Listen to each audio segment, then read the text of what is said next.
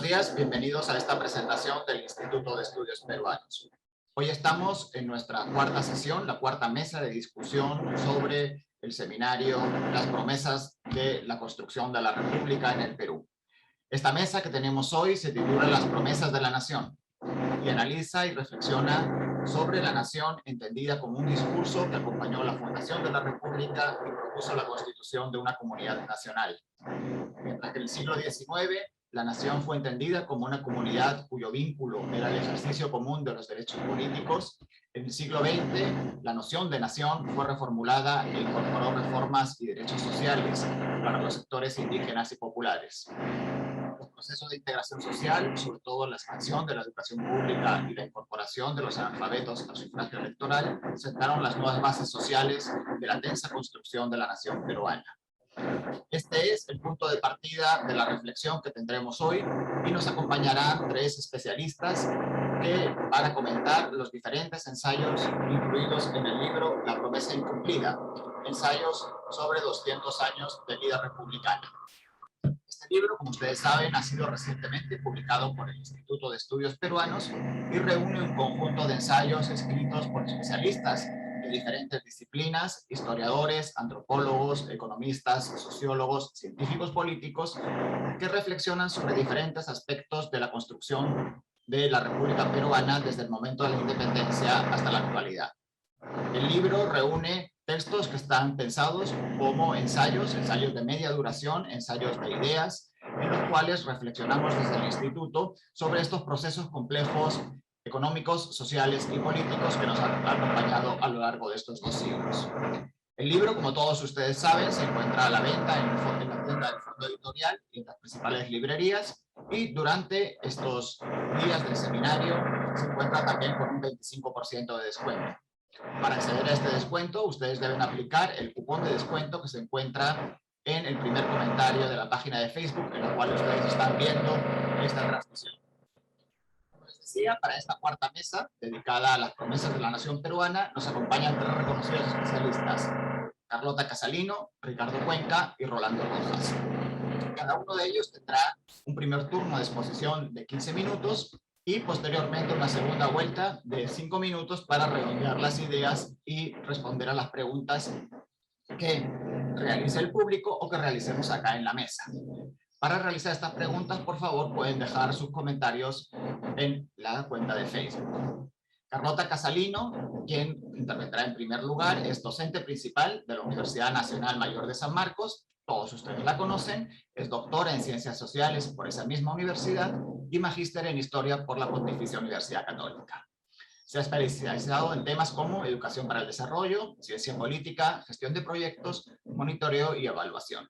Es miembro del Grupo de Investigación Historia y Ciudadanía Activa de la Universidad de San Marcos y miembro del comité organizador del proyecto Narra la Independencia desde tu pueblo. Actualmente es vicedecana académica de la Facultad de Ciencias Sociales. Rolando Rojas y Ricardo Cuenca son investigadores del Instituto de Estudios Peruanos. Todos ustedes los conocen, pero ya los presentaré en detalle más adelante cuando comiencen su intervención. Como señalé, cada uno de los 3 expositores que nos acompañan hoy para reflexionar sobre los ensayos de La promesa incumplida, ensayos críticos sobre 200 años de vida republicana, tendrá 15 minutos en esta primera vuelta. La idea es reflexionar en conjunto sobre la promesa de la nación y sobre los diferentes aspectos que esto ha supuesto a lo largo de estos 2 siglos, a lo largo de estas ya 200 años de vida republicana. Carlota, adelante, tienes la palabra cuando tú quieras para comenzar con el debate de hoy. Buenos días, muchas gracias Raúl por la presentación, muchas gracias a Ricardo y a Rolando por invitarme a la presentación de este seminario, y muchas gracias también a todos aquellos que se están conectando y nos están viendo en este evento. Lo que yo voy a conversar con ustedes tiene que ver con la independencia y la promesa de nación, a propósito del capítulo 8 de este libro, La promesa incumplida, en el sentido que Raúl Asensio en el capítulo 8 desarrolla el tema Un héroe para el Bicentenario, Túpac Amaru y las transformaciones del imaginario político peruano. Entonces, sobre la base de este excelente capítulo que siempre me encanta leer mucho a Raúl. Voy a trabajar con ustedes y comentarles un poco la independencia y la promesa de nación desde 3 puntos de vista, ¿no? Desde el tema de la promesa, y yo considero que puedo entrar como un punto de partida o de referencia la Constitución de 1823. De allí voy a pasar a analizar la construcción de la nación a partir del tema de la trayectoria del imaginario. Y en tercer lugar, la posibilidad, es decir, la nación como reto pendiente. Ojalá que me alcance el tiempo, voy avanzando rápidamente. La Constitución de 1823, que es la primera parte de esta exposición, me sirve de referente para plantear qué es lo que fue la promesa al momento de la proclamación de la independencia. Va a ser el primer pacto político formal y su principal característica va a radicar en su carácter liberal y también republicano. Aquí en esta Constitución se establecen garantías a las libertades civiles y promueven un aspecto que a mí me parece bien interesante y que vale la pena destacar: promueven el perfeccionamiento moral, así como el cultivo de las virtudes cívicas. Y eso es lo que me permite justamente plantear que estamos ante una promesa republicana en el sentido de la tradición republicana en términos políticos. También ellos sostienen especialmente el artículo 4, que es el artículo 4 el más interesante en este sentido. Ellos plantean que la nación debe conservar y proteger los derechos de los individuos para mantener este pacto social que se está creando y se está construyendo en esos momentos. Da un peso importante a la educación para formar a los ciudadanos y la reconoce no solo como necesidad común, sino también como derecho, ¿no? Y ahí está, me parece, los elementos clave de este documento. Y ellos además añaden a esta educación como derecho y como necesidad común, añaden el tema de lo que nosotros conocemos como pedagogía cívica, porque ellos establecen necesariamente el hecho de celebrar fiestas nacionales para fortalecer la unión cívica, para avivar el patriotismo y perpetuar la memoria de los principales sucesos que van a dar lugar a la independencia, ¿no? Entonces aquí esta Constitución tiene este carácter que vale la pena destacar. Establece además la formación del censo y estadística para que se pueda contar con información relevante y para poder desarrollar un mejor gobierno, y además tiene un peso importante a la representación, ¿no? El Parlamento tiene un peso central aquí, más que el Ejecutivo, y quienes la suscribieron, un total de 81 diputados, entre ellos Toribio Rodríguez de Mendoza, Justo Figueroa, Hipólito Unanue, Miguel Tafur, Mariano José de Arce, Francisco Javier Mariátegui, José Faustino Sánchez Carrión, Jorge Gregorio Paredes, entre otros. Son personas que antes y después de esta Constitución se esforzaron por darnos reglas para empezar a autogobernarnos, ¿no? Entonces, aquí la tarea que queda justamente después de este documento es construir la nación para dejar de ser súbditos y pasar a ser ciudadanos, ¿no? Está centrado en el ciudadano, en su educación, en su memoria. Y entonces, sobre esa base y sobre ese punto inicial, podríamos dar una revisión a la construcción de la nación. Y allí tiene que ver con la trayectoria del imaginario, ¿no?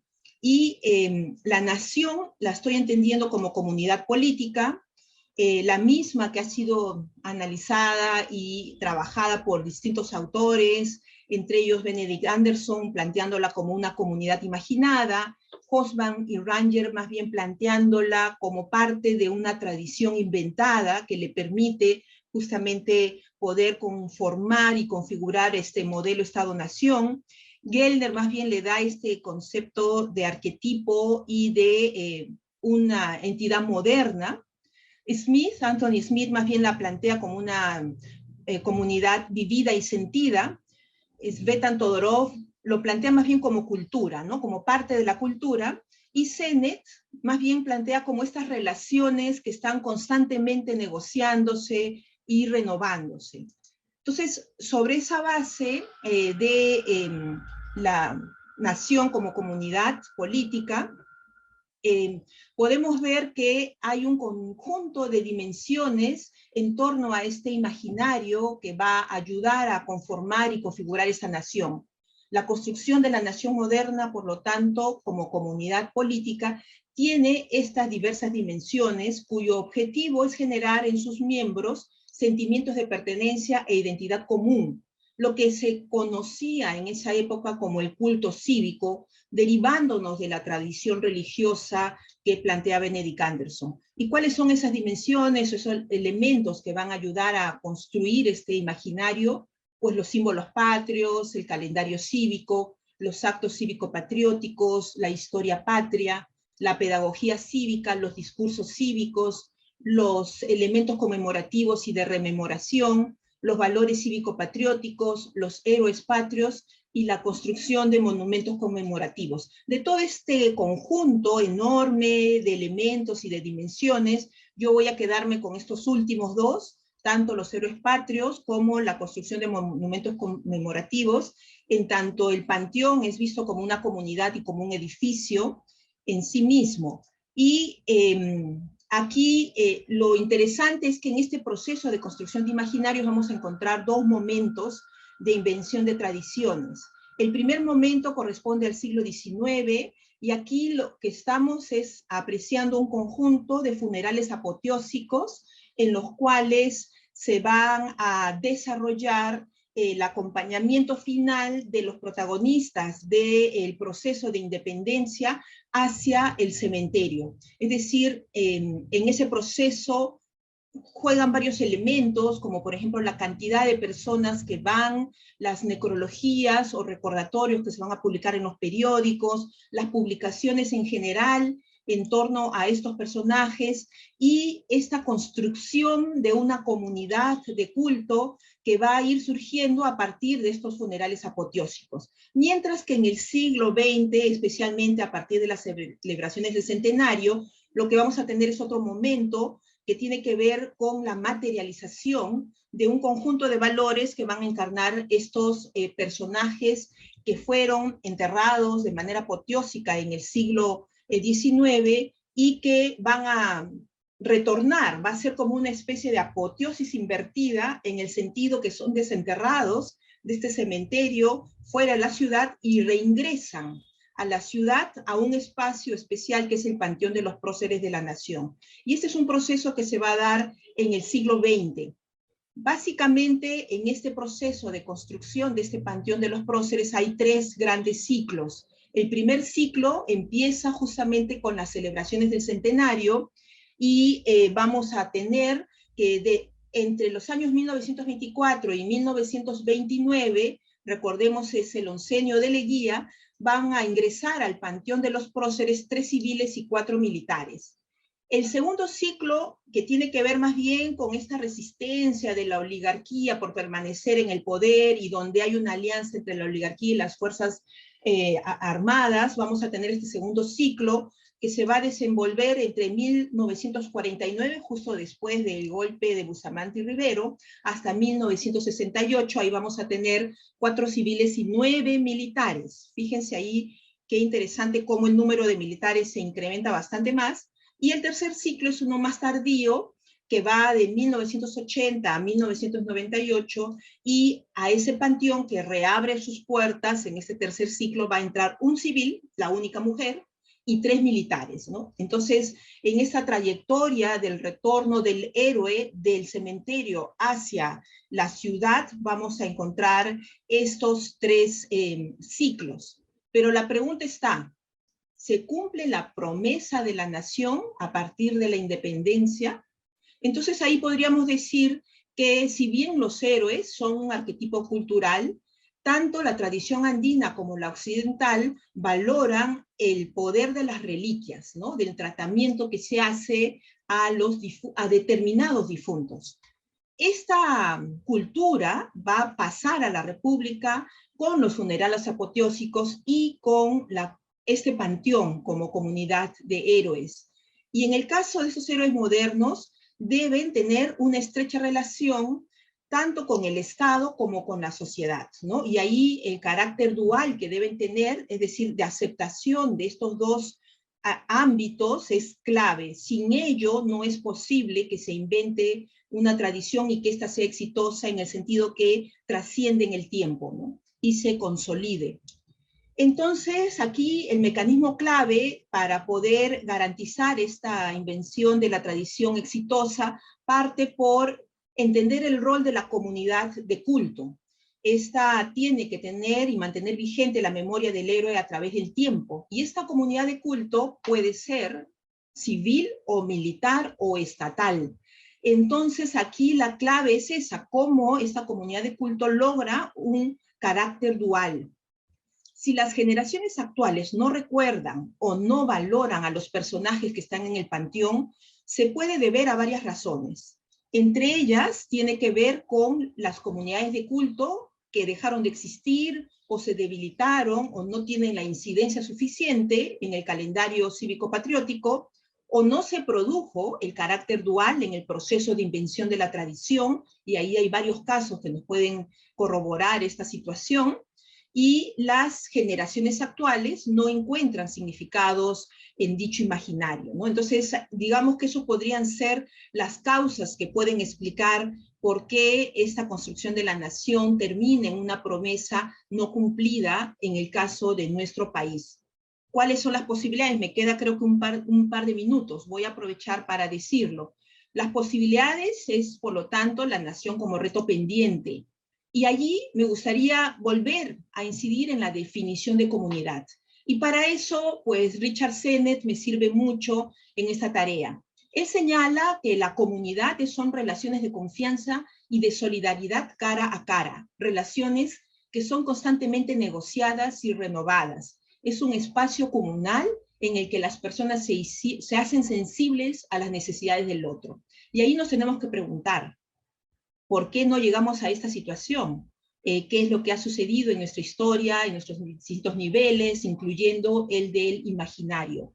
Entonces, aquí podemos encontrar respuestas en autores como Todorov y Honneth, en el sentido que a veces hemos considerado la nación como elementos polarizados o pensando en el otro, y lamentablemente en nuestra comunidad política inconclusa, pues muchas veces vemos al interior de la comunidad a otro peruano como si fuera otro fuera de esta comunidad, ¿no? Entonces, aquí tiene mucho que ver el tema de la nación como cultura, en el sentido de que es anterior al individuo, que puede ser como una especie de contrato adquirido, que tiene que ver con la voluntad del individuo y provenir de la educación, ¿no? Allí es donde la educación cumple un papel central. Tiene que ver también con el aprendizaje, con el dominio de la lengua, de familiarizarse con la historia del país, con sus paisajes, con las costumbres, con la población nativa, y soslaya la antinomia hombre-ciudadano. Y aquí tiene que ver también cómo incorporamos lo universal en lo particular, ¿no? Entonces, desde esta misión de Todorov, que tiene que ver con la cultura, tenemos una entrada para poder redefinir esta idea de nación. Y termino, a ver, me queda un minutito, le robo un minutito a Raúl, tiene que ver con, desde la mirada de Honneth, la construcción de la nación no tiene que ver con el Estado solamente, ni con la sociedad solamente, ni con los seres humanos solamente. Tiene que ver con tres elementos centrales, con la familia, con la sociedad y con el Estado juntos, a la vez. Porque los tres, en las labores que les corresponde de identidad y de reconocimiento, van a permitir la conformación y configuración de la autoconfianza, el autorrespeto y la autoestima, que son clave para poder relacionarnos de manera digna en una sociedad que tiene que terminar siendo nuestra comunidad política. Entonces, yo lo dejo allí para la segunda ronda. Muchas gracias, Carlota. Efectivamente, como tú nos has recordado, la construcción de la nación es un proceso complejo en el que intervienen factores políticos, o vectores, mejor dicho, políticos, culturales, sociales, y también la construcción de estos imaginarios compartidos a través de elementos como las fiestas, como los monumentos, como el culto a los héroes nacionales. Vamos a tener a continuación las palabras de Rolando Rojas. Rolando, a quien todos ustedes conocen, es investigador principal del Instituto de Estudios Peruanos, es también profesor en la Universidad Nacional Federico Villarreal y candidato a doctor por el Colegio de México. Es autor de varios libros publicados por el Fondo Editorial del Instituto de Estudios Peruanos, entre los que destacan Cómo matar a un presidente, publicado hace unos años, así como La Revolución de los Arrendires y el recién salido libro Los años de Velasco, en la colección Historias Mínimas Republicanas. Antes de darle la palabra a Rolando, les pido disculpas por el ruido que probablemente están ustedes escuchando. Así como La Nación, de la que nos ha hablado Carlota, estamos también en una ciudad en construcción y este tipo de incidentes ocurren. Rolando, tienes 15 minutos para seguir conversando con los temas que ha planteado Carlota y los temas planteados en el libro La Promesa Incumplida. Adelante, por favor. Gracias, Raúl. Sí, bueno, yo he preparado unos apuntes para dialogar con lo que han dicho en las mesas anteriores y, por supuesto, con lo que nos plantea el libro, los autores de los ensayos del libro, ¿no? Y quisiera empezar señalando a qué nos referimos con las promesas de la República Peruana. Miren, yo cuando hablo de promesas me centro en tres, son más, pero digamos que son las piezas claves, ¿no? En primer lugar, la promesa de la prosperidad económica. Los hombres de la época, los hombres que fundan la República, se imaginan que cuando se rompe con España, la plata que se enviaba de América a Europa, pues se iba a quedar en nuestro territorio e iba a regar la economía, ¿no? A reinvertirse en la agricultura, en las minas, en la manufactura, y esto iba a significar un incremento, pues, de nuestro PBI, aunque no existía todavía ese término, ¿no? Bueno, pero también pensaban los hombres de la época que el desarrollo económico, que la expansión mercantil generaba lazos entre los individuos, que la expansión del comercio hacía que los individuos se relacionaran unos a otros y formaran una comunidad de intereses materiales, ¿no? Entonces, a estos lazos materiales, económicos, mercantiles, Hobsbawm le llamó, pues, las bases o los lazos materiales de la nación, ¿no? Para Hobsbawm, la nación aparece en el siglo XVIII porque es el momento en el que el capitalismo mercantil llega a su apogeo. No, la nación no aparece en un momento cualquiera, sino en un momento en el que se ha desarrollado ya la economía capitalista en su fase mercantil. Bueno, la segunda promesa tiene que ver con la promesa de la democracia y en nuestro evento le hemos titulado de la democracia y la ciudadanía popular, que en realidad tiene que ver con el tema de la libertad, ¿no? Así como ocurría con la economía, se pensaba que rotos los lazos con España, pues las autoridades ya no las iba a nombrar la metrópoli y el rey, ¿no? Sino nos íbamos a autogobernar, íbamos nosotros a ser dueños de nuestro destino, íbamos a elegir a nuestras autoridades, íbamos a constituir instituciones democráticas como el Congreso, como las elecciones presidenciales, y al mismo tiempo íbamos a convertirnos en sujetos de derechos, en ciudadanos, ¿no? En individuos con derechos. Y eso, pensaban los hombres de la época, generaba también, así como la economía mercantil, generaba más bien otra suerte de vínculos políticos, vínculos cívicos que integraban a la nación, que hacía que los individuos participaran de una manera más o menos igualitaria en la vida pública. El tercer elemento tiene que ver con la ilustración o con la educación, ¿no? Los que fundan la República se imaginan que una de las grandes tareas del Estado debía ser expandir la educación, ilustrar a la sociedad peruana, ilustrar al pueblo. Durante la colonia la educación había sido privilegio de una minoría, el Estado asume rápidamente y de hecho Juan Fonseca, que ha estudiado los programas lancasterianos, muestra cómo en Lima, en las ciudades y en muchos pueblos se crean muchas escuelas rápidamente, y escuelas más o menos baratas, porque son escuelas lancasterianas de enseñanza mutua, ¿no? Entonces, estos hombres que crean la República se imaginan entonces que el Estado va a emprender rápidamente un proceso de alfabetismo, de educación, por lo menos de las primeras letras, y que esto va a crear un tercer vínculo o una tercera trama de vínculos en la sociedad peruana, vínculos más bien educativos, culturales. Tengamos en cuenta que la sociedad peruana era, como más o menos hoy, una sociedad muy heterogénea, muy compleja. Habían varias lenguas, habían varias tradiciones culturales y había pues una segmentación cultural. La educación, o sea, la educación del Estado, la educación pública, debía entonces crear, sobre esa heterogeneidad, debía crear vínculos educativos, vínculos culturales, además de lo que ya sabemos que era preparar colaborar con la transformación de los súbditos de la época colonial en ciudadanos, ¿no? Dotarles de los saberes cívicos. Bueno, entonces, estas eran como las tres piezas grandes de la promesa de la República Peruana, y lo que yo sugiero es que estos fueron vistos en la época como fuerzas integradoras del país, como fuerzas integradoras de la sociedad peruana, ¿no? Los vínculos mercantiles, los vínculos políticos y los vínculos educativo-culturales debían de constituirnos como un colectivo, debía de llevar a la sociedad peruana a una suerte de encuentro permanente y a reconocernos pues como individuos con los mismos derechos, con una educación más y una cultura más o menos estandarizada, ¿no?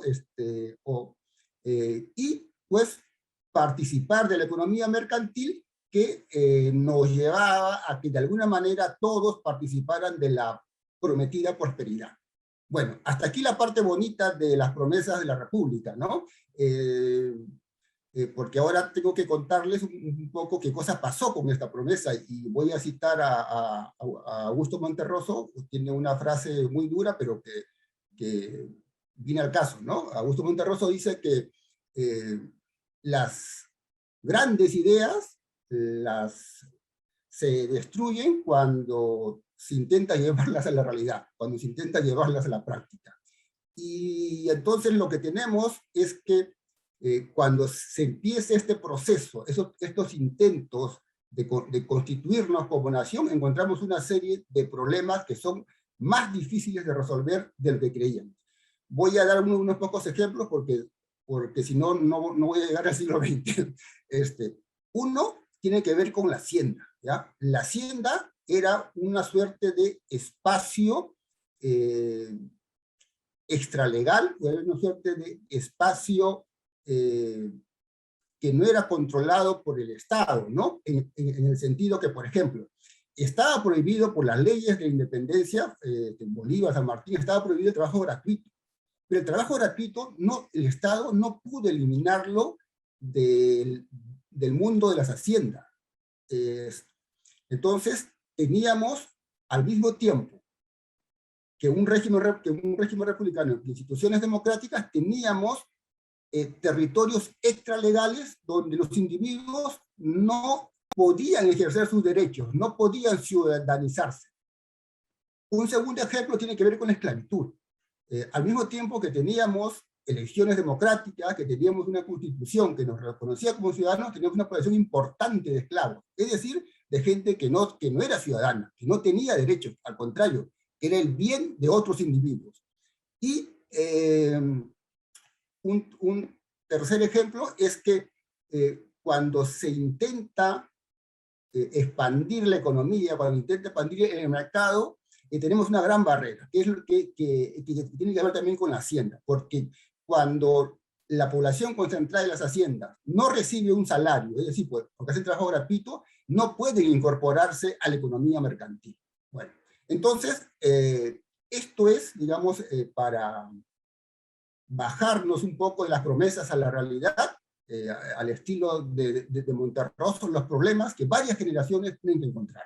Y en la segunda mitad del 19, algunas de ellas se resuelven, ¿ya? Por ejemplo, la esclavitud se abole a partir de una revolución. Hay una guerra civil que no se ha estudiado bien en el Perú, que solo después de ella, porque hay mucha resistencia para acabar con la esclavitud, el tributo indígena, que era un tributo étnico que colocaba en un estatus especial a los indígenas, también es derogado en el 54, como consecuencia también de la guerra civil, y en la segunda mitad del 19, entonces empieza con unos ciertos avances democratizadores, como la abolición de la esclavitud y la abolición del tributo indígena, pero también ocurren otros procesos un poco en contra. Miren, es la época del guano, de crecimiento económico, y esto solamente voy a poner dos ejemplos de los problemas que este crecimiento económico nos trae. Tiene beneficios y tiene varias partes importantes, pero miren, Nelson Manrique utiliza una figura importante. Él dice, a mediados del siglo XIX, el Perú se conecta con lo más avanzado del capitalismo europeo, que es el mercado inglés, que es la industria textil. Exportamos lanas del sur andino a la industria de punta de Europa, que es Inglaterra, que es la industria inglesa. Pero esa provisión de materias primas se realiza, dice Manrique, rearcaizando las relaciones sociales. ¿Y quiere decir con eso? Que los comerciantes que llegan a comprar, al pagar un buen precio por la lana, crean un incentivo para que los poderes locales, mestizos, terratenientes, despojen a las comunidades de lana, despojen de su ganado, y entonces, como ven, el desarrollo económico tiene un efecto negativo para ciertos sectores sociales. Bueno, el segundo efecto, que puede correr un poco porque ya veo que, bueno, el segundo efecto del crecimiento económico o del boom del guano es que al parecer tenemos un efecto positivo, y es que por primera vez, o es el lado positivo del efecto, se constituye una élite empresarial, económica, mercantil, financiera importante, que va a permitir desplazar a los militares que controlaban y hegemonizaban la política. El problema es el siguiente, que una vez que esa élite mercantil se constituye, se consolida y se convierte en el grupo hegemónico de la sociedad, esa élite luego deriva en posiciones conservadoras. Y esto se expresa en el año 95-96, fines del siglo XIX, 95-96, esta élite que combina tantos sectores liberales, sobre todo el Partido Civil y sectores conservadores, inaugura un nuevo orden social, excluye a los indígenas del voto, quienes siempre habían podido votar, sobre todo en el nivel primario, en el nivel parroquial. Pero bueno, esta élite entonces el boom económico ha generado una élite política importante que desplaza a los militares, pero inaugura otro orden social, inaugura el orden social que conocemos como la República Aristocrática, que es una suerte de régimen político de partido hegemónico, ¿no? Donde ya la influencia de los indígenas y de los sectores rurales va a ser, pues, simplemente excluir. Bueno, hay entonces ahí un quiebre, un parteaguas en la historia peruana, porque al mismo tiempo que se inaugura la época de la oligarquía, antes no hay una oligarquía, antes del guano no hay oligarquía, las élites económicas están muy debilitadas, se fortalecen, emergen en la época del guano, pero cuando se forma esta república aristocrática, tiene también un efecto importante, dejan o abandonan ciertas banderas liberales, y ciertas banderas liberales que luego van a ser retomadas por nuevos actores políticos. Me refiero al socialismo, al ateísmo y al indigenismo. ¿Qué ocurre aquí? Voy avanzando rápido, Raúl, no te preocupes. ¿Qué ocurre aquí? Mire, lo que yo sostengo es que aquí se reformula el proyecto de nación de otra manera. La forma en que se había imaginado al inicio, a partir de la educación, a partir de la economía mercantil y a partir de los hechos políticos, va a ser reformulada por los nuevos actores sociales y sobre todo por los partidos de masa, APRA y los socialistas, ¿no? Que van a plantear que la nación se tiene que fundar en reformas socioeconómicas, porque una nación no nos podemos reconocer como individuos iguales cuando la propiedad de la tierra está monopolizada. A fines del 19, inicios del 20 se ha concentrado mucho la propiedad de la tierra.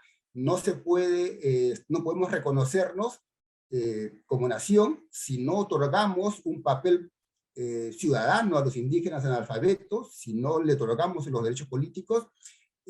Bueno, entonces hay una reformulación del proyecto nacional con un conjunto de reformas socioeconómicas y con un reconocimiento de lo indígena como un componente importante de la nación, de lo indígena como la fuente de la nacionalidad, algo que no había ocurrido con el proyecto liberal, porque el proyecto liberal más bien era occidentalista. Bueno, como sabemos, estos actores políticos de estos partidos de masas son bloqueados en sus intentos de llegar al poder. Sin embargo, ganan la batalla ideológico-cultural, porque su programa de reformas sociales, su programa de reformas culturales, permea a la sociedad, a los intelectuales, a las clases medias, a los políticos, y a mediados del 19 lo que tenemos es un consenso reformista.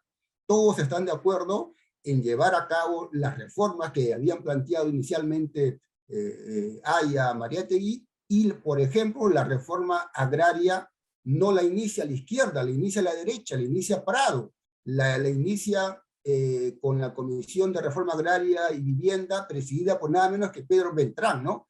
Que guardando la distancia sería como el Hernando de Soto de la época, guardando la distancia por supuesto, ¿no? Y claro, lo lleva de tal manera que no se avanza nada, y esto tiene luego tiene que ser retomado por Belaúnde. Belaúnde tampoco lo logra hacer, y finalmente llegamos pues a la década de los 70, donde esa reformulación de la nación, gracias Raúl, esa reformulación de la nación va a ser llevada a cabo por la vía autoritaria, va a ser llevada a cabo bajo el régimen de Velasco. Y el régimen de Velasco, debo ir acabando, hace dos grandes transformaciones, ¿no? Una es la abolición de las haciendas. Destruye esos territorios extralegales donde el Estado no podía ejercer la soberanía, ¿ya? La soberanía de la ley, o el imperio de la ley, como se llamaba de la época. Y la segunda es que otorga una serie de derechos y promueve la asociatividad popular, y los antes excluidos sectores rurales, urbanos, analfabetos, tienen un peso en la vida pública, Velasco la fomenta, y tienen un peso en la vida política. Esto significó, por supuesto, un proceso de democratización que, por supuesto, excede a Velasco. Los procesos de democratización no los inventa Velasco, ya eran demandas más anteriores, puedo contar luego eso, y este proceso se interrumpe pues en los 90, cuando hay un giro distinto, y yo me voy quedando por aquí, ¿no? En los 90 hay un abandono del programa, o hay un quiebre de la construcción de la nación a partir de reformas socioeconómicas, ¿no? Y más bien nos lleva a un terreno en el cual la nación el Perú deja de pensarse en términos de nación, en términos de lo nacional. Y bueno, yo voy a dejarlo aquí, Raúl, para en la segunda vuelta hacer mi último comentario. Gracias. Gracias Rolando por este recorrido por la historia republicana. Augusto Monterroso es también autor de ese famoso microcuento que decía: cuando despertó el dinosaurio seguía ahí. De alguna manera nos has venido a contar que efectivamente cuando despertamos del sueño de las promesas republicanas, seguían ahí las grandes cuestiones de injusticia, de trabajo, como tú has dicho, sin asalariar, también de dificultades para imponer el imperio o el dominio de la ley en todo el territorio nacional. Son estos elementos que nos recuerdan que la historia de la construcción de la nación es irregular, es heterogénea y es también diferente del sentido lineal que muchas veces hemos narrado, la manera lineal que hemos narrado la construcción de la nación, cuando en realidad los trabajos historiográficos de los últimos años nos muestran estas idas y vueltas que tú has señalado en tu intervención y que están reflejadas en el libro que hoy presentamos. Tenemos ahora, en tercer lugar, para continuar con esta mesa y continuar discutiendo sobre estos complejos procesos de construcción de la nación peruana en los últimos 2 siglos, a Ricardo Cuenca. Ricardo es investigador del Instituto de Estudios Peruanos, ha sido ministro de Educación durante el gobierno de Transición y Emergencia dirigido por Francisco Sagasti, y además ha desempeñado diversos cargos como presidente de la Sociedad de Investigación Educativa Peruana y presidente del Foro Educativo. Es psicólogo social y doctor en filosofía de la educación. Ricardo, adelante cuando quieras. Muchas gracias, Raúl. Muy buenos días con todos, con todas. Es un gusto para mí estar acá por varias razones.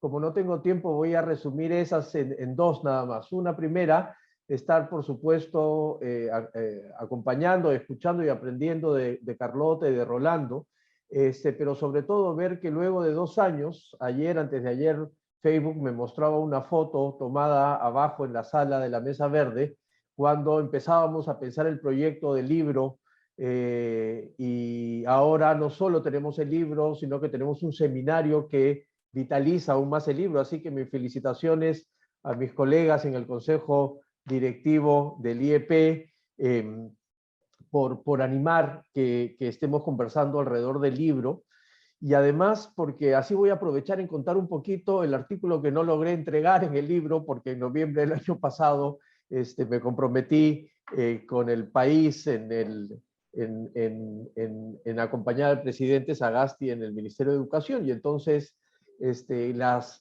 muy buenas exposiciones a lo largo de estas 4 sesiones, Raúl, Rolando, creo que ayudan a pensar en una nueva edición del libro con algunos aportes fundamentales como los que ahora Carlota y Rolando nos han propuesto, ¿no? A ver, yo quiero agarrar la posta en los años 90, ¿no? Que es donde ha quedado Rolando, y de este recorrido que ha presentado Carlota y Rolando para, digamos, ver qué es lo que ha sucedido con esa idea de construcción de nación. Y entonces empieza esta historia alrededor de los inicios del año 90, en donde creo yo que hubo un cambio profundo en el país, porque de alguna u otra manera el Estado, el mercado y la sociedad plantearon un nuevo pacto, ¿no es cierto? Esto que Rolando, con la frase con la que termina Rolando, diciendo que hay una nueva idea detrás de la sociedad y de la construcción del país y de la nación. Y entonces estamos hablando de cómo esta alianza, este nuevo acuerdo entre el gobierno, los empresarios y los propios ciudadanos cambian la idea de nación. Porque lo que nos hemos dado cuenta es que desde el recorrido que ha hecho Carlota por la República temprana, a partir de la independencia, hasta casi todo el siglo XX explicado por Rolando, es que efectivamente hay un conjunto de cambios en la concepción y la idea de nación, ¿no? ¿Qué sucede allí desde la propuesta que les propongo? Es que este cambio en la idea de nación se expresa a partir de la implementación de un proyecto neoliberal en el Perú. Un proyecto neoliberal, como yo lo llamo, a la peruana, porque ni se implementó totalmente con la receta original, y más bien lo que tuvo fue un conjunto de ingredientes propio de la precariedad institucional del país, pero también del contexto en el que se daba. Y entonces este proyecto neoliberal que se intenta montar a partir de los años 90, Félix Jiménez considera que empieza todavía un poco antes, en los 80, transforma la idea de nación y, por cierto, la idea de ciudadanía. Entonces, en ese contexto, la pregunta que me ayuda a desarrollar los 3 ejemplos que quiero ponerles en cómo se ha modificado esta idea de nación, tiene que ver con algo que mencionaba Carlota a partir de esta perspectiva constructivista de la nación, ¿no? De la idea de nación, y es que sí es posible en un contexto de desarrollo de un proyecto neoliberal, aún siendo a la peruana como el nuestro, es posible que se conciba la idea de nación con esta perspectiva de Anderson, ¿no es cierto? Es decir, en contextos neoliberales es posible que nos percibamos a nosotros mismos como parte de una comunidad. Esa es la pregunta que intentaré responder muy rápidamente y dejar más bien algunos temas dando bote. No sin antes mencionar 2 cosas que creo que van a ser importantes para que podamos tener claro la propuesta que les tengo. Lo primero es que efectivamente, aun cuando el proyecto neoliberal es un proyecto de larga data, si tomamos como punto de partida la definición que le da Escalante al tema de neoliberalismo, la propuesta es que es un programa cultural. Y por eso me quiero centrar en la idea de programa cultural, porque independientemente de los cambios en el funcionamiento del Estado, en la perspectiva política o económica del asunto, que es donde se ha concentrado fundamentalmente la discusión alrededor del proyecto neoliberal, si uno mira esta perspectiva propuesta por Escalante, la idea es que claramente estamos ante un programa cultural mucho más complejo que cambios en la economía o que cambios en el funcionamiento del Estado o del aparato estatal. Y lo segundo es que esto se logró ser exitoso, entre comillas exitoso, porque el proyecto neoliberal es un paquete muy completo que ofrece una alternativa a situaciones de crisis. Por eso es que a pesar de tener más de 100 años, se instala en los 80 en Chile y en México como una alternativa en crisis a las crisis que se vivían en esos países, y entonces se encuentra una oportunidad para poder hacerlo. Nótese, y ya lo mencionó Carlota, lo mencionó Rolando, que en cada uno de los periodos la idea de cambio y de construcción de nación surge como respuesta a una crisis generalizada. Con la independencia aparece una idea de nación, con las promesas incumplidas a lo largo del tiempo, con la aparición de los partidos de masas crece una nueva idea de proyecto de nación, producto de una crisis. Bueno, en los años 90 sostengo y propongo que a partir de una gran crisis social, política, económica y cultural en el país, aparece esta idea del proyecto cultural como una alternativa a la situación de la crisis, ¿no? Entonces, en el Perú sucede que, como ya todos sabemos, y esta parte la voy a pasar más rápida, asume Alberto Fujimori en el año 90 la conducción del gobierno, sin saber en ese momento que iba a durar lo que duró y en las características que duró, pero a partir de una alianza que se hace con un conjunto de empresarios, con los militares, con incluso espacios conservadores como el Opus Dei, termina organizando un gobierno y un paquete de proyecto neoliberal que intenta dar una solución a una década anterior que había sido absolutamente grave para el país. Producto de la violencia política, producto de la crisis económica, producto de una inestabilidad política que se empezaba a ver aún cuando no estaban de moda las vacancias de los presidentes durante los años 80. Y entonces, esta idea de implementar este paquete se expresa en los 3 ejemplos que les quiero colocar, y cómo esos 3 ejemplos finalmente van a permitirme intentar responder a la pregunta de cómo se está construyendo la nación a partir de estos ejemplos. Los cambios sobre el neoliberalismo en el Perú hay mucha discusión, ¿no es cierto? Está el grupo de los que creen que se implementó y tuvo una serie de éxito, a pesar de que no se pudo implementar del todo, porque había unas fuerzas opositoras a esto que impidieron el desarrollo completo del proyecto neoliberal, frente a aquellos que creen que el proyecto liberal se implementó muy completamente y lo que generó fueron una serie de consecuencias negativas.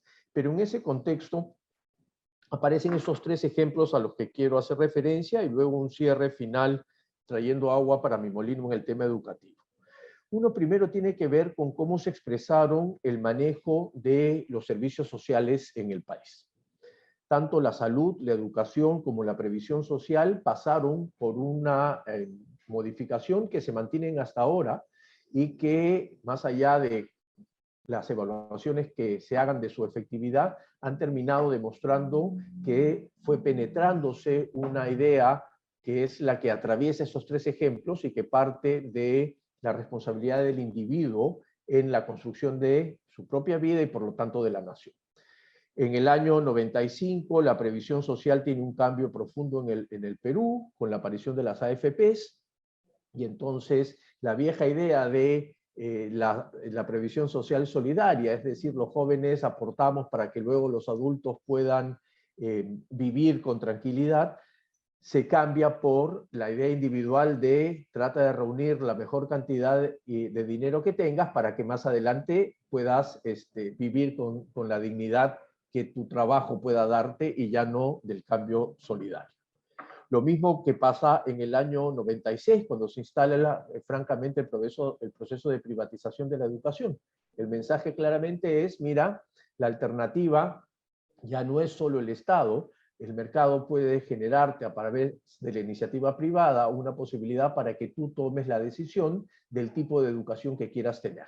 Y por lo tanto puedes inclusive pensar que puedes prescindir del Estado para poder educarte. Porque vas a una iniciativa privada, vas a una escuela privada y allí, aun cuando se tiene un marco general curricular para todos, la formación que te pueden dar ahí es una formación que puede estar totalmente ajena a los proyectos conjuntos o nacionales. Y el tercero, que tiene más discusión aún, porque no es tan claro su nivel de individualización, tiene que ver cuando en el año 97 se crea salud, ¿no es cierto? Y aún cuando hay una discusión, hablaba en la mañana con mi colega Óscar Ugarte sobre el tema, y aún cuando no es más claro, las voces que dicen que eso también fue un proceso de privatización que empuja al individualismo, tiene que ver con que tanto salud como el MINSA ciertamente compran algunos servicios privados porque no tienen la capacidad para atender el servicio de salud completo, ¿no? Entonces, muy rápidamente en estos tres puntos hay una expresión clara de algunos de los principios de este proyecto neoliberal desde esta matriz cultural, que tiene que ver con el esfuerzo individual para poder moverte en la sociedad y por lo tanto construir un poco la idea de qué significa esta comunidad y por lo tanto la idea de nación de forma posterior. El segundo ejemplo tiene que ver con esto que aparece años después y que ha sido muy estudiado por Gisela Canepa, por Félix Locio, que tiene que ver con el nation branding, con la marca país, como una estrategia que se tiene para que efectivamente se vaya construyendo una idea de nación a partir de un conjunto de actividades impulsadas por el Estado en asociaciones con las iniciativas privadas que hacen que se construya un imaginario de país particularmente marcado por el éxito, que finalmente termina siendo el producto vendible para que tengamos una mejor vida y por lo tanto una mejor nación, ¿no?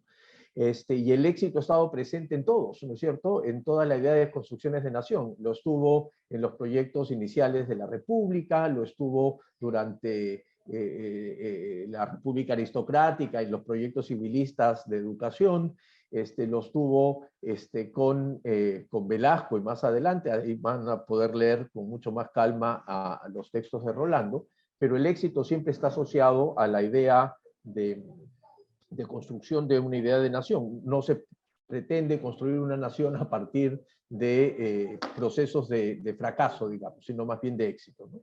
Y yo aquí quiero citar a Félix Locio, que creo que me ayuda a poner con mucha mayor claridad esta idea de cómo la marca país termina afectando o impactando la construcción de la nación. Dice Locio, el concepto de marca país consiste en cómo artefactos culturales gestionados por asociaciones público-privadas, que son lideradas además por el Estado, impactan en la validación de referentes identitarios de los ciudadanos y de lo nacional. Por lo tanto, estipularlo desde ahí genera una nueva concepción de nación. Nuevamente, aparecen los elementos más bien individuales respecto de la idea de construcción de esta comunidad.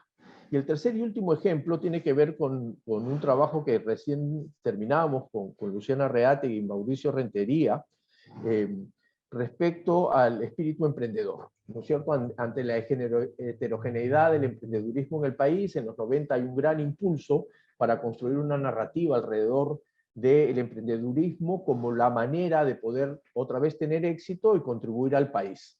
Porque en el fondo, tanto como en la marca país, el emprendedurismo o el espíritu emprendedor lo que propone es que a partir del éxito individual conseguido por el esfuerzo individual, la suma de esos esfuerzos van a terminar construyendo una mejor sociedad y por lo tanto un mejor país. La idea de lo nacional está, en el caso de los emprendedores, manejadas incluso hacia narrativas que hablan de una nación emprendedora, de un país emprendedor. Es decir, no solo extrapolan la idea individual hacia el país, sino que se puede imaginar un país que a partir del esfuerzo, que incluye la suma de los esfuerzos individuales, termina siendo efectivamente una posibilidad de trabajo.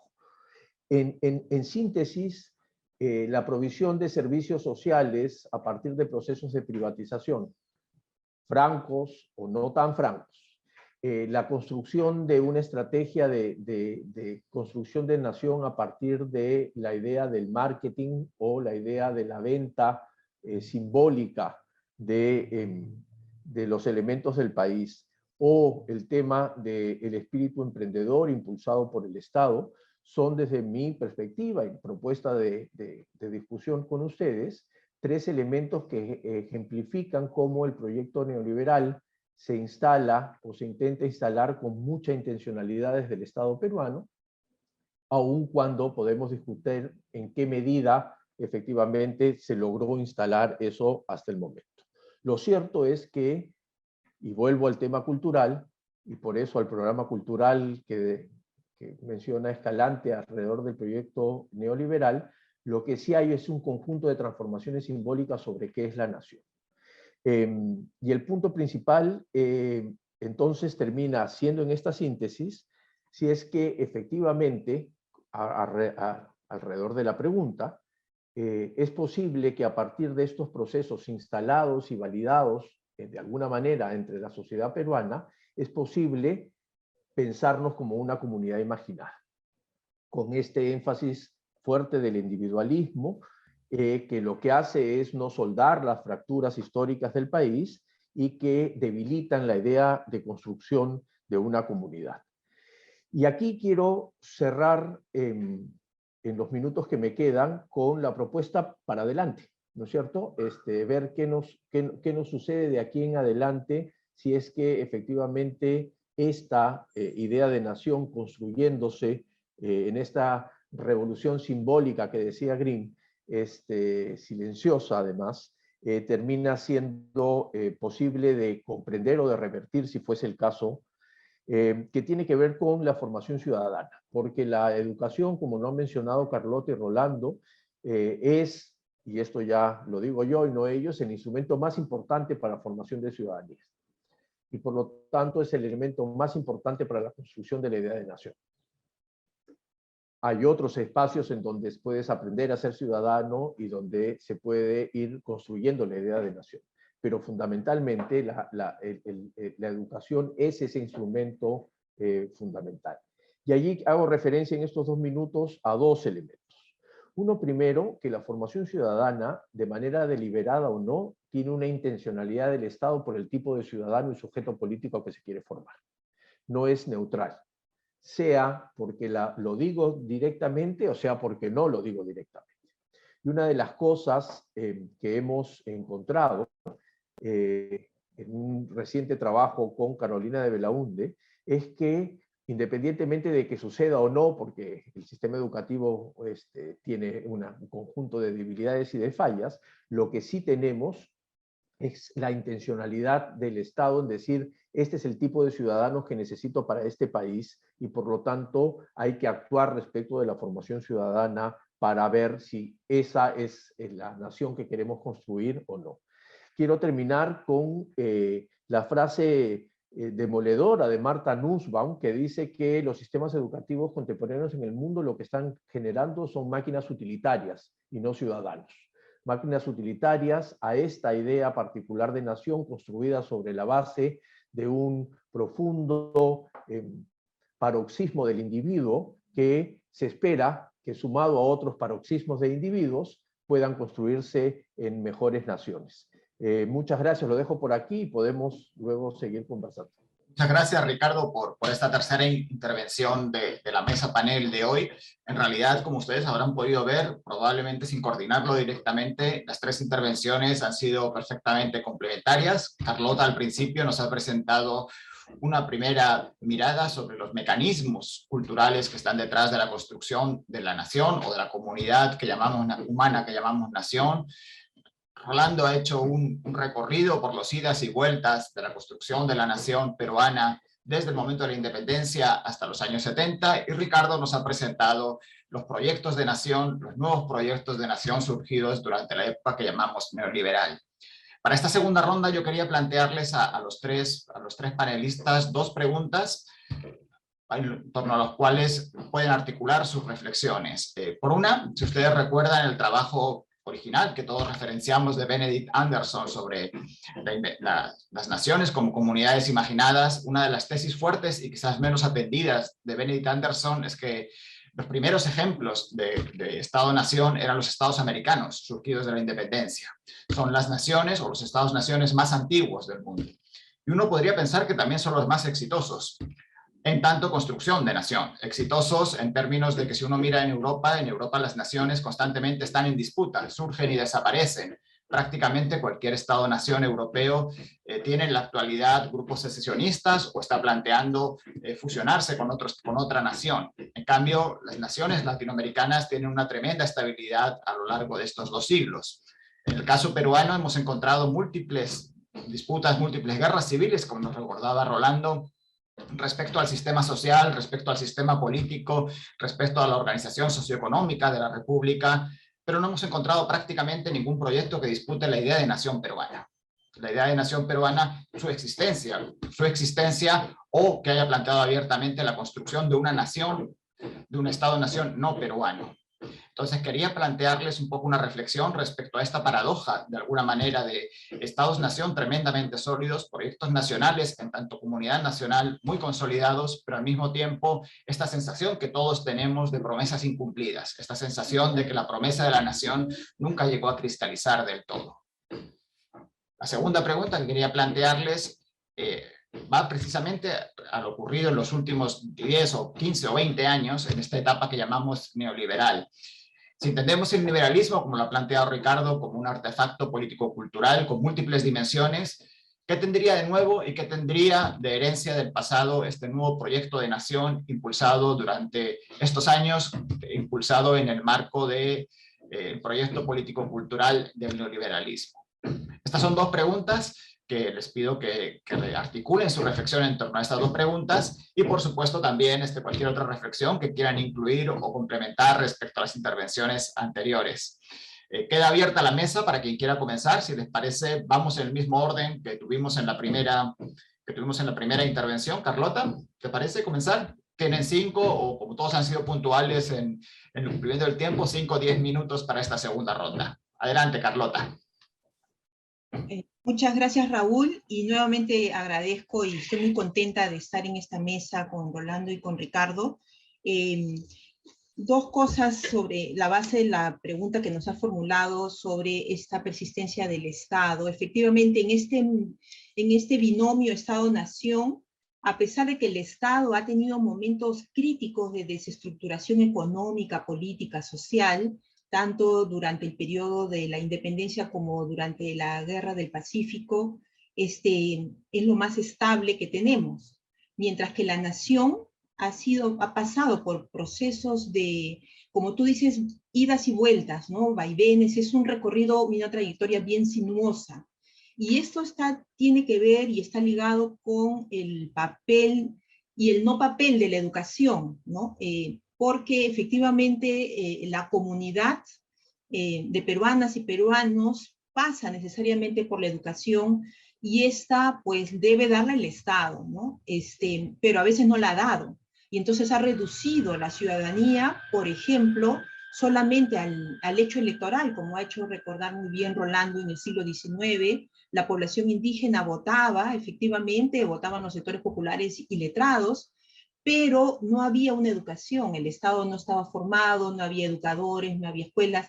El proyecto lancasteriano duró más o menos hasta los años 30, 40, pero ahí no pudo continuar. Y entonces, a partir de Casillas, justamente dejó de funcionar. Y entonces, reducir la ciudadanía al hecho electoral, pues no ayuda a conformar un Estado. Y además, en esta época, tenemos desde la perspectiva de Acemoglu y Robinson una inestabilidad porque tenemos instituciones políticas inclusivas, en el sentido que la mayoría de la población puede votar, pero instituciones económicas extractivas. Y por lo tanto, según lo que ellos plantean, esa convivencia de dos tipos de instituciones hace que haya inestabilidad política tan marcada como fue el siglo XIX, ¿no? Y el siglo XX, pues efectivamente hubo proyectos educativos importantes, pero en periodos autoritarios, básicamente, ¿no? Si uno recuerda el gobierno de Odrí a partir de la tesis de Juan Marcos Martínez, pues efectivamente hubo fondos, hubo un impulso a la educación, pero desde esta mirada autoritaria, no para crear ciudadanía, porque estamos en medio de un contexto y un discurso despolitizador durante todo el siglo XX, ¿no? Entonces, y por otro lado, fuera del sistema político están los partidos populares que pugnan por entrar al sistema y cada uno va a tener distintos vaivenes. Entonces ahí tenemos un asunto que nos podría ayudar a entender justamente esta que es casi paradoja, ¿no? Que son estados-nación, los antiguos, pero que tienen un derrotero sinuoso y complicado. Respecto al neoliberalismo como aparato político-cultural, efectivamente, de eso se habla bastante Sennett, Lipovetsky, en el sentido que estamos ante la cultura del nuevo capitalismo, la cultura mundo, y por lo tanto estamos ante culturas más tecnocientíficas, de hiperconsumo, del hiperindividualismo, mediáticas, en fin, sustentadas en redes, y por lo tanto pienso que estamos ante otro reto, ¿no? Si bien, como vimos en el siglo XIX, los imaginarios en torno a los héroes tenían que ver con estos funerales apoteósicos, los imaginarios en el siglo XX tienen que ver con este panteón de los próceres que hoy en día pocos recuerdan, quienes están allí, quienes conforman esa comunidad. El siglo XXI pues tiene que considerar este complejo contexto del nuevo capitalismo y de esta cultura mundo que me refiero, y por lo tanto esta comunidad política que surge en el XXI pues puede generar sus propios imaginarios. La clave está nuevamente no quedarnos en los aspectos, en los síntomas, en los signos, sino ir al fondo. Y el fondo parte porque nuestra manera de construir la comunidad, de construir la nación, ha fracasado, ha fallado porque no se ha centrado en el respeto mutuo, en considerar a todos y todas, ¿no? El panteón, como les decía, solo tiene una mujer entre la cúspide, ¿no? Y en despreciar al otro, ¿no? No reconocerle al otro, no despreciarlo, inferiorizarlo, es nuestra trayectoria común del siglo XIX y XX. Y eso tiene que cambiar en el XXI para que podamos por fin construir una comunidad digna. Y eso pasa necesariamente por la educación escolar, pero también por la educación que surge, como decía Ricardo, que no solamente es el ámbito educativo, también efectivamente la sociedad civil tiene un papel fundamental en la construcción de la educación, de la ciudadanía, y por supuesto los partidos políticos también.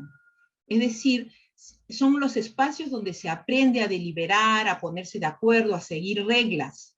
La familia tiene que volver a ese rol central, no descargarlo y mandarlo al estudiante a la escuela para que allí hasta lo eduquen, ¿no? En este sentido de respetar y reconocer a otros, ¿no?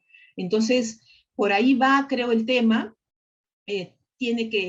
Tenemos todos que hacer la tarea, ¿no? Para poder restablecer o trabajar en una comunidad política en un mundo globalizado y altamente tecnificado, ¿no? Efectivamente, por ahí creo también apunta uno de los grandes retos, que es efectivamente cómo mantener cómo recuperar aquello que de bueno tiene la noción de Estado-nación y de comunidad nacional en un momento de transnacionalización de todo tipo de flujos económicos, políticos, comerciales, y al mismo tiempo los riesgos que se tiene, como estamos viendo en los últimos años, con el surgimiento de estos movimientos hipernacionalistas que muestran justamente la disconformidad por la disolución de este tipo de vínculos, digamos, de este tipo de vínculos fuertes vinculados al Estado-Nación que habían protagonizado la vida social en los últimos años. Rolando, tienes la palabra para esta segunda ronda de reflexiones. Gracias, Raúl. Sí, a ver, contestando a la primera pregunta, ¿no? Claro, la frase de Anderson es muy provocadora, pero también yo haría matices, ¿no? Hemos tenido el periodo de la Confederación Perú-Boliviana, que era precisamente no solamente refundar el Estado, sino refundar la nación, dándole un peso en realidad a la sierra y al mundo andino. Y luego uno puede mirar que nuestro territorio, que es digamos el soporte material de la nación, desde la independencia hasta hoy, pues ha sido modificado de tal manera que podemos hablar de varias etapas en la formación territorial de la nación, ¿no? Entonces, bueno, diría que las naciones de Europa Central, de Europa Occidental, tienen mayores elementos de unidad interna que la peruana, donde todavía no hemos generado los lazos que nos prometieron los hombres de la independencia. Bueno, yendo a, que eso está es algo pendiente, ¿no? Yendo a la segunda cuestión, mira, aquí yo ya me voy a apartar un poquito de nuestro compañero Richie, en el sentido siguiente, ¿no? Yo lo que diría que el rasgo esencial del neoliberalismo es que no tiene un proyecto de nación. Concibe, sí, una sociedad de consumidores, ¿no? Una sociedad de individuos guión consumidores. No tiene un discurso cultural. Por supuesto que sí tiene, genera sentidos comunes, pero miren, el emprendurismo como discurso no es un discurso integrador de la nación, más bien es un discurso que fomenta la competitividad, que fomenta la rivalidad de los individuos, ¿no?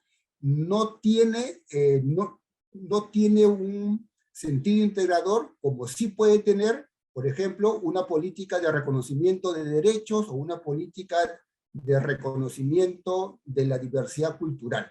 Eso viene de otro lado, ¿no? Creo que el neoliberalismo por ahí como que no tiene grandes aportes. Y por último, para ser aún todavía más provocador, si uno piensa en la escuela, ¿no? El proceso de privatización de la escuela tiene un efecto antinacional o antiintegrador, en el sentido siguiente. La escuela pública la escuela del Estado tiene, por supuesto, un aparato, tiene un discurso integrador de la nación, reconoce a los individuos con derechos, mientras que cuando existe la escuela privada, sobre todo la escuela de élite, se generan bolsones donde el Estado interviene poco con su discurso integrador y nacionalizador. Y además se convierte la escuela de élite, se convierte en una suerte más bien de, como las antiguas haciendas, estoy exagerando, no solamente para ser provocador, como las antiguas haciendas, se convierte en un territorio extralegal, en el sentido que se accede, bueno, o extranacional, en el sentido que se accede no por el derecho a la educación, sino porque tienes el privilegio de contar con con la capacidad económica para ingresar a estos centros educativos. Como ven, le he lanzado una pelota ardiente a Richie, porque así tiene que ser nuestro seminario sobre la nación. Gracias, Rolando. Ricardo, creo que no te queda otra sino que contestar y asumir el reto que acaba de lanzar Rolando, porque efectivamente este es el espíritu que anima a las mesas verdes del Instituto de Estudios Peruanos, debatir, confrontar ideas que desde muy pronto, desde dentro de unas semanas, quizás al comienzo del próximo año, esperamos poder retomarlas de manera presencial, pero mientras tanto mantenemos acá a través de la virtualidad. Ricardo, es tu turno. Gracias, gracias Raúl. No, por supuesto, qué mejor espacio que este para poder debatir algunas cosas y además para marcar la cancha, ¿no es cierto? Porque ahora voy a decir claramente, en lo absoluto de acuerdo que estoy con la intervención segunda de Carlota, respecto a una cuestión del peso simbólico para responderte a la primera pregunta, pero la segunda es darle la vuelta a lo de Rolando y decirle que la argumentación de Rolando es una buena expresión de que él está haciendo una especie de expresión de este proyecto neoliberal en la idea que está planteando. Entonces, a ver, rápido respondo a la primera porque me parece sumamente provocador lo de los estados americanos y la estabilidad que han tenido los estados. Y yo creo que el tema es que a diferencia de lo que podía haber pasado, por lo menos en los países europeos, en donde los sistemas educativos han tenido una manera de organizarse y unos objetivos distintos, aún con matices en algunos sistemas, como en el caso español, originalmente, o como en el caso italiano. No es casual que sean los dos países que también mostraban, digamos, tensiones en la integración. En el caso de los países latinoamericanos, la construcción de los sistemas educativos fueron hechas a partir de una necesidad para construir la nación. Y entonces tienen un peso simbólico muy fuerte. Si uno mira la propuesta, por lo menos que yo tengo, de mirar los grandes periodos de la asociación de proyectos políticos con proyectos educativos, uno puede tener los sistemas educativos concentrados en la forja de la nación, y están ahí los proyectos republicanos y los proyectos liberales del siglo XIX, cuando después es posible mirar toda la orientación de una construcción de un proyecto político de modernidad o de modernización que empieza con el proyecto civilista y acaba con Velasco, ¿no es cierto?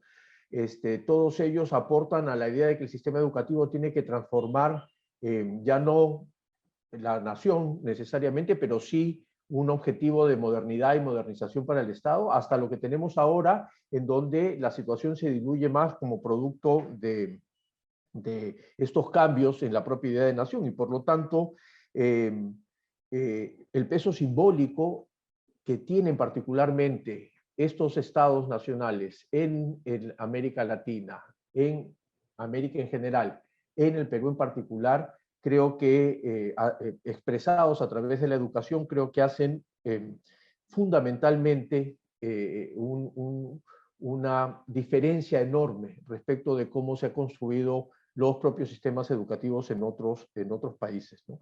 En ese sentido estamos más parecidos a cómo se construyeron simbólicamente los sistemas educativos y el peso simbólico de ellos en Estados Unidos que en Europa, y por lo tanto la impronta de unidad está más presente. Lo segundo, para responderle a Rolando y entrar en esta discusión que me parece fundamental, yo estoy de acuerdo con Rolando en que hay poco aporte a la construcción de nación desde la privatización de la educación o desde el espíritu emprendedor.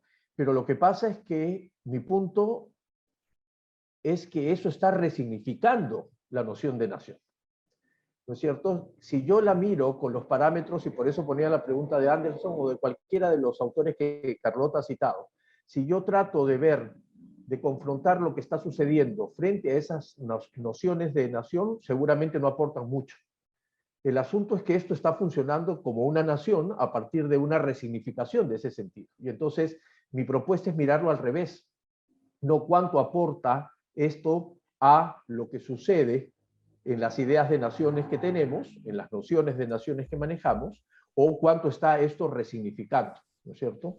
Y entonces hay una enorme diferencia entre los proyectos anteriores, por eso, y los de ahora, que era la pregunta de Raúl, y asocio con el comentario de Rolando. Yo los concentro solamente en dos para acabar.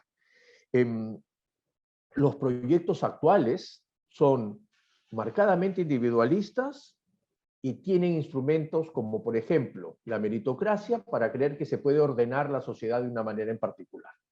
Los proyectos anteriores no es que hayan sido mejores o peores, pero eran mucho más ordenados para que efectivamente se diferencien de lo que sucede ahora. Y eran más cohesionados, pero más excluyentes. A diferencia de las herramientas meritocráticas para organizarse, lo que tenían era una clara estratificación. Y entonces el cuestionamiento no era decir, mira, no te vas a mover entre clases, salvo las ilusiones de los ingleses, ¿no es cierto?, con la movilidad social de finales del 19, habían estos espacios claramente definidos y sin posibilidad desde el Estado de manejarlo. En cambio, ahora lo que te dicen es, mira, tienes un instrumento como la meritocracia que sirve, que es distinta a la meritocracia para los procesos de las carreras públicas, ¿no es cierto?, que es la discusión ahora con lo de los maestros, sino la meritocracia como gran organizador de la sociedad, que te permite moverte en la sociedad, es muy individualista y por lo tanto hay un sueño de integración entre ellos a partir del esfuerzo del individuo. Entonces, en síntesis, hay una diferencia con los proyectos anteriores. Desde mi punto de vista, antes eran excluyentes y muy estratificados y ahora son individualistas y en lugar de estratificados, muy social fluidity, le dicen ahora, en lugar de movilidad social, ¿no es cierto? Fluidez social, te puedes mover de muchas maneras sin que pertenezcas a una clase o a un estrato en particular, ¿no? Y ahí ha puesto Carlota, me lo voy a copiar en el chat, que el Estado-Nación de hoy ya no es tan, se me fue, el Estado-Nación de hoy ya no es homogeneizador, sino que visibiliza la diversidad cultural y en general todas las diversidades, ¿no es cierto? Entonces, hay diferencias y respecto del anterior, basadas en esta idea individual y meritocrática, pero además están reconstruyendo la noción de nación. Y ese es mi punto. Si de lo contrario pensamos que seguimos con la misma noción de nación, obviamente estos proyectos no están aportando a ello. Lo que creo la propuesta es mirarlos al revés. ¿Qué tipo de nuevos significados le están dando a la nación estos proyectos que efectivamente están instalados en la sociedad peruana y en muchas otras sociedades en la región? Muchas gracias, Ricardo. Como todos los buenos debates, el debate queda abierto, queda para continuarlo más adelante. Vamos a retomar este tipo de conversaciones y este tipo de discusiones a partir del año que viene. En el instituto tenemos el propósito de acá hasta 2024 de continuar discutiendo, de continuar conversando sobre todo este proceso de construcción tanto del Estado como de la nación y también del proceso de transformación de la sociedad peruana. Esperamos haber aportado al debate con este seminario, con estas 4 mesas que hemos tenido, con la mesa de hoy.